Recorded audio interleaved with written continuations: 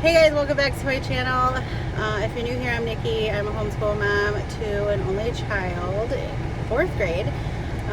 Today I am in Hades. Hot as H-E double hockey stick. Yeah, Hades, Houston, aka Houston, with a bestie. Hi. So this is Eve. And we are visiting. Me and another friend flew in to visit her for graduating her master's because we thought that we could talk about, she is a former public school teacher, and I thought we would get her perspective on like public education versus homeschool education, and someone that could really speak on it, what she's seen and everything like that. So if that is something that interests you, keep watching.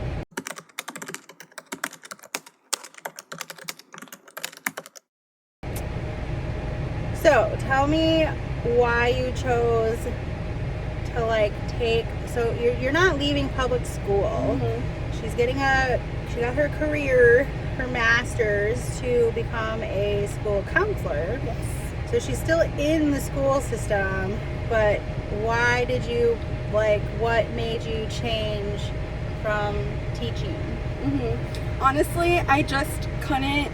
I loved teaching and I loved the kids and I loved working with most of the parents, but I couldn't imagine being in the classroom for, my entire career for like the next 30 years. I just couldn't imagine doing that.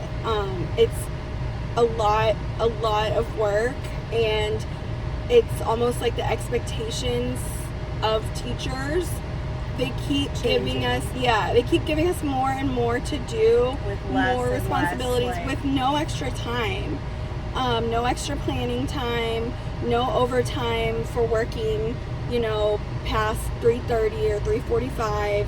And it's too much. And I'd like to have a family someday, and I just didn't feel like I can do that and stay in the classroom.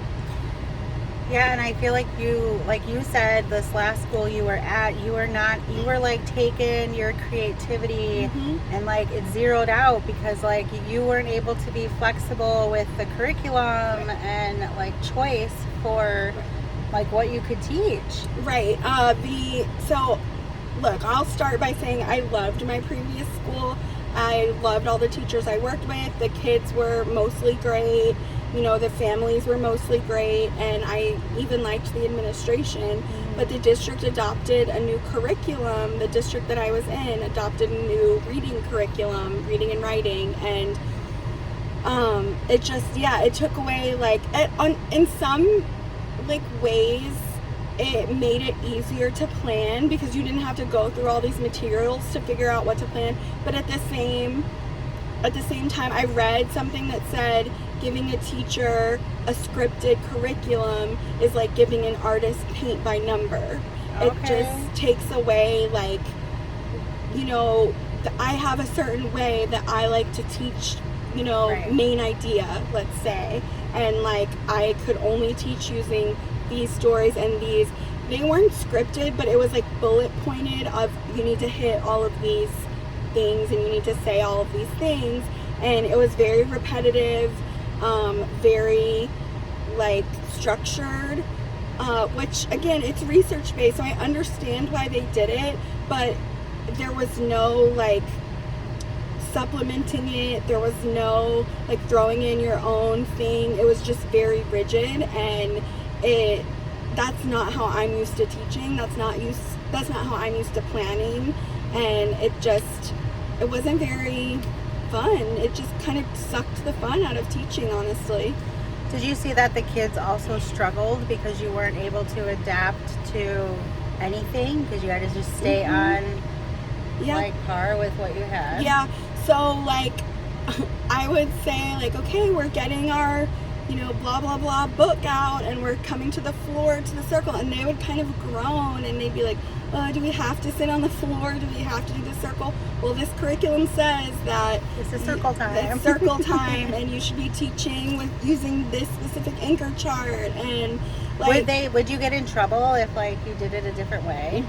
Yeah, like it was like we planned as a team, and we planned with our instructional coach. So like we all kind of like, they would come around and like observe our classrooms, and we were all kind of expected to be doing the same thing. Like all the 4th grade reading teachers were expected to be doing the same thing, and if you weren't doing the same thing, then it was kind of like what are you doing? Like, you better have like a reason that you're doing something different. So would you say that like that also you wouldn't be able, so in the homeschool community we're really big on observing our kids to the point where we're able to see how they learn and what their learning style is. And would you say that made it more difficult because you weren't able to help kids who necessarily had different learning styles? I mean, look, the curriculum they adopted was research-based. It was a really good curriculum. Like, if we were going to use a curriculum, then that one was a good one that they adopted. And they have visuals, so they had stuff for visual learners, like they had anchor charts, but I'm not good at drawing, right? So like making the anchor charts were like stressful for me, so I would just put them up on the like on the like the smart board, and but then I couldn't have them around my room, right? But like I would print them out, but I would put like smaller versions around my room. So they had something for that. We had they could listen to the stories being read out loud, or sometimes I would let them read it to themselves, or sometimes I would let them read with a partner. So in that way, I was able to differentiate like how it was taught, and I would try to like mix it up every day. Like sometimes I would read it to them, sometimes I would have the program read to them, or you know, sometimes I would have the kids take turns reading. So I was able to differentiate in that way, but it was limited. Right. So like there's only so much you can do. And let's say there's all these stories in the reading curriculum. Let's say there's one that like I didn't care for, or they already learned that skill and I knew they had already mastered it. Like I couldn't like skip a lesson, or like spend an extra day on a lesson, like if I felt I needed to from my group, because we had to all be on the same track and on the same pace. Yeah, so how have you had homeschool kids come from homeschooling back into public school? Like, have you ever experienced that? Like, was there a transition period? Like, how did that look like? Did they, like, I know that's kid by kid will be different, yes, but like how was that? I did. So, well, first of all, I taught during the pandemic, right? So I had kids, and I was really lucky. I was at a school for gifted and talented students. So I had students that did participate, and their parents were really interactive, and I had like a really pretty good experience with virtual learning. But we had kids come back, like a few kids every 6 weeks would come back. Because they chose not to do virtual learning, and they were like doing homeschool. Because their parents were like, okay, we're done with the kids doing virtual learning, we're going to send them back to school. So like a few kids every 6 weeks would come back. And like, I would say there was an adjustment period. I did have one girl that I want to say she was homeschooled, and there was more of an adjustment behaviorally than there was academically. And it's not that she was like a bad kid, or she just didn't understand the boundaries of being at school, right? Like you have to ask to go to the bathroom, that's a big deal. For safety. Like a lot of rules that we have as teachers are for safety reasons. Like you have to ask to go to the bathroom so that I know you're in the bathroom, so that if there's like a fire drill, then I know where you are, right? Yeah. So there were things like that she had a hard time with. She would get up and like walk around, or she would just get up and go sharpen her pencil while I was in the middle of a sentence. And yeah, so, but I can like relate to Yeah. that because we don't have any boundaries within our homeschool. Right. Like that's why we homeschool, Right. is that we don't need to have a child ask permission to use the bathroom. And I think Right. that's like a big thing that we're all like, oh, we don't have to, send your kid to public school where we have to raise our hand to go to the bathroom. Right. And it's like a big no for us, and like, but you're explaining it in like a safety way, and I think that's a good point because I don't know that I would have necessarily thought that. Right. But your husband is homeschooled. I mean, he was homeschooled when he was a child. Yes. Yes. You know what I meant. Yeah. Everyone knows what I meant. He We are adults here. He works now. Yes, but he enjoyed his experience. He really enjoyed his experience, and I mean, he's not like a super talkative person, and so he doesn't give me a lot of details about it, but what he does say is he remembers reading a lot of books and discussing it with his mom, and he remembers playing a lot of Scrabble.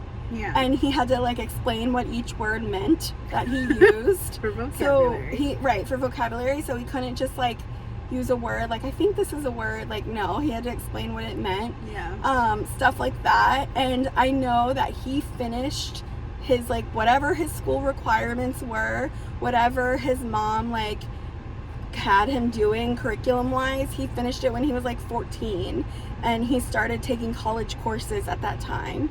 So he like That's a big deal. yeah, I mean, he had like a lot of credits by the time he like went away to college. When he was 18, he already had a lot of credits, and he did really well on the SATs. He got full ride scholarships to specific schools, and I mean, he really enjoyed it. Now, we don't have kids, but I think like if we did have kids, if I wanted to homeschool them, he would be like super like supportive of that. Yeah? Yeah. I mean, you would be a great homeschool mom because you are a teacher. So like, you would have that creativity Right. back because you would be doing Right. that with your kid, and you would be Right. picking what you wanted to do, and Right. like, you would have, I mean, I don't know what Texas laws are I don't here, either but for like, homeschooling. you would still be able to do all of that creativity, and that would be so cool to see you as a homeschool mom. It would be really cool. I mean, I think, it would have to work financially. Oh, of course. Like for me to stop working. And I did just get my master's degree for school counseling, so I kind of want to use that for a while. Yeah. But I think at the end of the day, it depends on the kid. Right. Like if a kid has a lot of learning differences and needs a lot of services that a public school can provide, and you have a really good public school that can provide those services, then I think it's important that they get those services. So I'm curious what like services like you Like would think of, like, because I feel like that's the common thing that a lot of people say is, well, my kid has, I know there's like a random string. it's in my here. bracelet. Oh, okay. Well, there's a common theme where like people will be like, well, my child has like the 504 and has a aid Or an and all of these IEP, things, right. and like, do they have that for homeschool? And it's like, no, because you can be that for your kid, because you are their best teacher, you're their Right. parent, and so you can adjust if they need to stand and do their work, or they need to do, like, there are a lot of ways to adjust that. So I'm curious, like, what other services would you be concerned you wouldn't be able to provide for your kid Like, or future kid? for example, if my kid was dyslexic, let's say, or had dysgraphia, like, I'm not a trained dyslexia teacher. I could certainly become trained, but there are certain research-based methods that work for dyslexic kids to learn to read and to learn to write, for dysgraphia kids to learn like how to do numbers and count and stuff, and I'm not an expert in that, and I'm not trained to do that. And I think like those are really specific like interventions that are done with those kids, and they work. I mean, like, I've seen them work, They do, but they do have a ton of curriculum that does go cater towards that. Yeah. I have a friend whose child is dyslexic, and she still is able to teach her kid how to read. And like, you just research, you become Right, like you very become the professional expert. of like, none of us are trained in any of it, but like we research the crap out of things and like overanalyze everything and go through curriculum upon curriculum, but there's always outsourced help available to us as well. Like there are places we could take our kid, and I mean there's always like an option. Right, there is always an option. It does depend on the kid and the circumstances and finances. Yeah. But they do exist. Right. And it is possible. Right. But I don't know, I find that so... Or like if a kid was nonverbal, let's say, one of the schools that I worked at had like a school for had like a program for profoundly disabled kids where they would have like an occupational therapist work with them, and they would have speech therapists work with them, and they had like, you know, wheelchair, like special wheelchair functional like classrooms and units. And so I just think of like there's all different ranges of kids. Also, I mean, like your kid, for example, is gifted, right? So like, and I've taught gifted kids, so I feel like I would be fine teaching my kid if they were gifted, but just I don't know, why did we get dark? Just like different, like I said, like just different kids have different needs, and I would, if I was gonna homeschool a kid, I would want to feel like I could provide all those needs and like be the best person or the best, you know, services for my kid. Yeah, I mean, I think you would figure it out, and then you would make a choice. Like, can I do this, or is it not something that I think that I'm confident in doing? Right. And I think my husband would be like really supportive no matter what you chose to do. Exactly. Because you guys have had the experience of both worlds, being with the education background and stuff like that. So. Exactly.